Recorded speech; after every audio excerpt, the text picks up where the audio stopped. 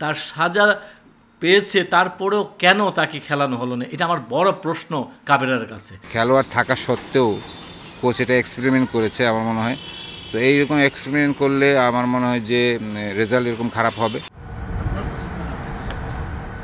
দেশের বাইরে conditioning camp ও প্রস্তুতি ম্যাচ, বাংলাদেশ ফুটবল ফেডারেশনের কাছে যাই চেয়েছেন তাই পেয়েছেন কোচ হাবিয়ার কাবরেরা। বিনিময়ে তার কাছ থেকে ভালো ফলাফলের প্রত্যাশা করেছে ফেডারেশন, তবে সেখানে ব্যর্থতার ষোলকলা পূর্ণ করেছেন স্প্যানিশ কোচ।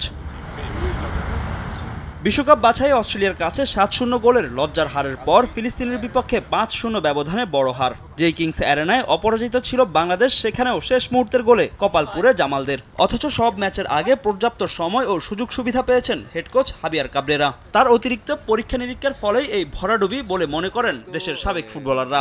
কুয়েতে খেলা হয়েছে ফিলিস্তিনের সাথে, সেখানে তো আমার মনে হয় যে কোচ ভুল করেছে বিশ্বকে স্টপার ব্যাক খেলিয়ে।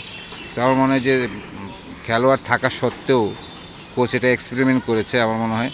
তো এইরকম এক্সপেরিমেন্ট করলে আমার মনে হয় যে রেজাল্ট এরকম খারাপ হবে। বিশ্বনাথকে কোনোভাবেই স্টপারে আনা উচিত হয়নি, কারণ বিশ্বনাথ হচ্ছে পরীক্ষিত রাইট ব্যাক।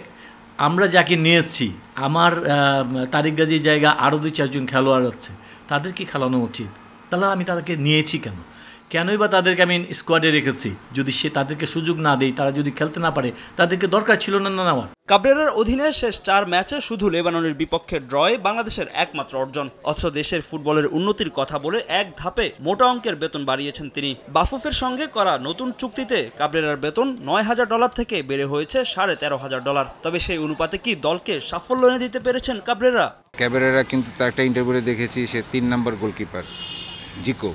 সো এতদিন ধরে কিন্তু জিকো বাংলাদেশকে সার্ভিস দিয়েছে এবং সে ভালোই সার্ভিস দিচ্ছিল, যে কারণেই হোক, এবং তার একটা অভিজ্ঞতা আছে অনেকগুলো ম্যাচ খেলা, 2 গোলকিপারের চেয়ে বেশি ম্যাচ খেলা।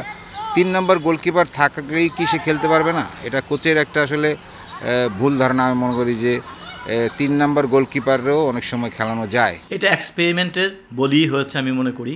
কারণ হচ্ছে আমি যেটা মনে করি সেটা হচ্ছে গিয়ে যে একটা ভুল করেছে, একটা অন্যায় করেছে আমার গোলকিপার জিকো। সেই কিন্তু সাজা পেয়েছে, ফেডারেশন থেকে সাজা পেয়েছে, বসুন্ধরা কিংস থেকে সাজা পেয়েছে। সেইখানে তার সাজা পেয়েছে, তারপরেও কেন তাকে খেলানো হলো না, এটা আমার বড় প্রশ্ন কাবেরার কাছে। হাবিয়ার কাবরেরার পারফরমেন্স নিয়ে অসন্তুষ্ট বাফুফের সভাপতি। সামনে অস্ট্রেলিয়া ও লেবাননের বিপক্ষে বিশ্বকাপ বাছাই পর্বের কঠিন ম্যাচ। চলতি বছর ডিসেম্বর পর্যন্ত তার চুক্তি থাকলেও এই ম্যাচ দুটির ফলাফলের উপর নির্ভর করছে তার ভবিষ্যৎ। ফাহিম ইসলাম, সময় সংবাদ, ঢাকা।